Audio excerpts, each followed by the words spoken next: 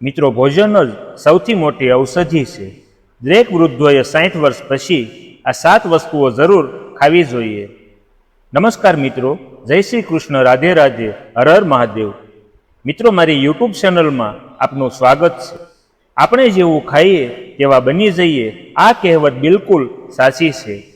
ખાસ કરીને જ્યારે ઉંમર વધવા લાગે, 60 વર્ષની ઉંમર પાર કર્યા પછી શરીરની કાર્યપ્રણાલી ધીમી પડવા લાગે, રોગ પ્રતિકારક શક્તિ ઘટે છે અને હાડકાં, સ્નાયુઓ અને પાચનતંત્રમાં પણ નબળાઈ આવી શકે છે. આવા સમયે સાચું ભોજન જ સૌથી મોટો આધાર બની શકે છે.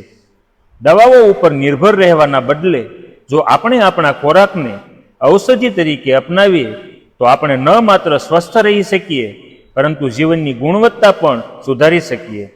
આજે આ વિડીયોમાં હું તમને 60 વર્ષની ઉંમર પછી જરૂર ખાવા યોગ્ય 7 મુખ્ય ખાદ્ય પદાર્થો વિશે જણાવીશ, જે શરીર માટે ઔષધિની જેમ કામ કરે છે. મિત્રો, આ વિડીયો ખૂબ જ મહત્વપૂર્ણ છે, તેથી આ વિડીયોને સ્કીપ કર્યા વિના અંત સુધી જરૂર જુઓ. તો ચાલો વિડીયોની શરૂઆત કરીએ. નંબર 1, દૂધ અને દૂધના ઉત્પાદનો અને milk and dairy products.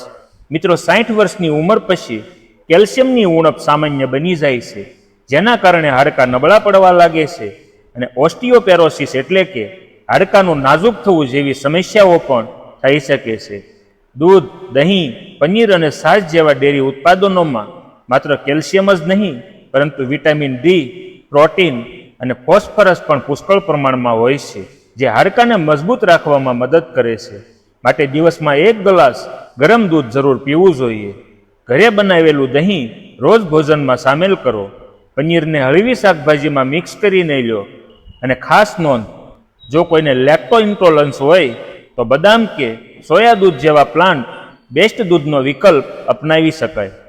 Number 2, મેવા અને બીજ, નટ્સ એન્ડ સીડ્સ.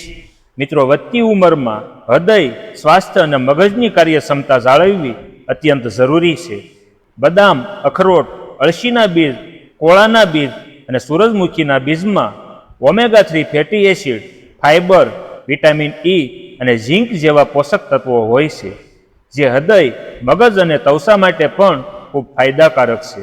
માટે રોજ સવારે પલાળેલી 5 થી 6 બદામ અને 1 અખરોટ જરૂર ખાઓ.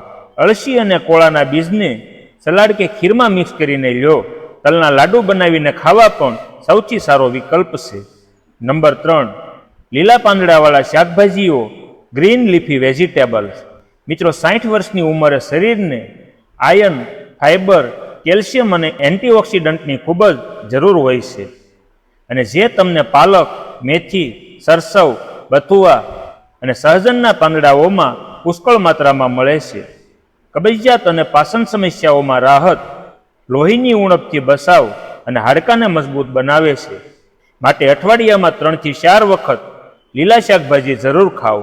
પાલકનું સૂપ કે સર્જનના પાંદડાનો શોરબો ખૂબ ફાયદાકારક છે. નંબર 4, ફળો, ખાસ કરીને મોસમી ફળો એટલે કે સિઝનલ ફૂડ્સ.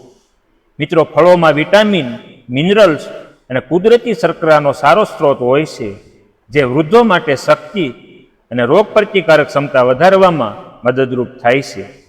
પપૈયા, કેળું, સફરજન, જામફળ, નારંગી, કીવી અને જાંબુ જેવા ફળો ખૂબ ફાયદાકારક છે. માટે નાસ્તામાં કે સાંજની ભૂખમાં ફળો ખાવા જોઈએ. અને જ્યુસના બદલે આખું ફળ ખાવું વધુ સારું, કારણ કે તેમાં ફાઇબર વધુ હોય છે.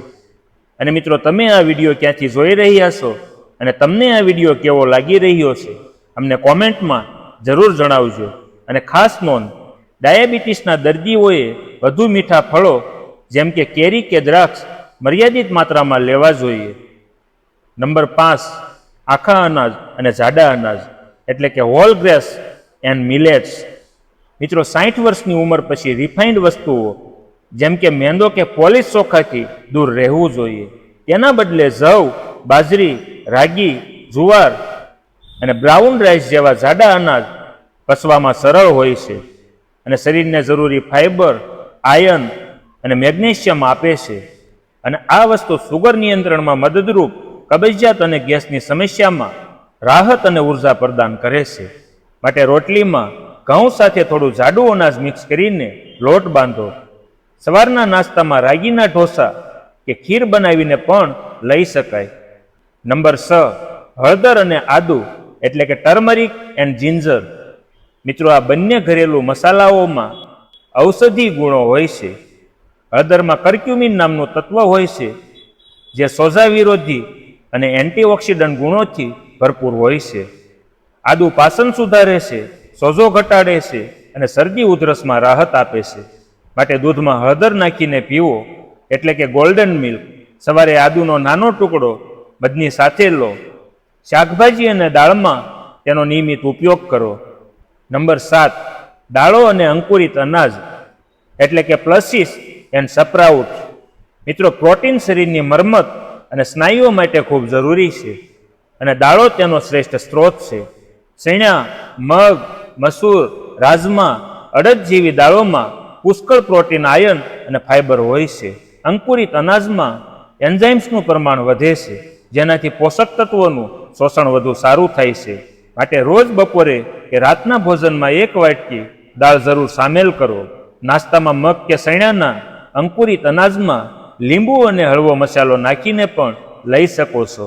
અને ખાસ સૂચના, મિત્રો, આ ઉંમરે ખૂબ પાણી પીવો, કારણ કે ઉંમર વધવાથી તરસ ઓછી લાગે છે, પરંતુ શરીરને પાણીની જરૂરિયાત એટલી જ રહે છે.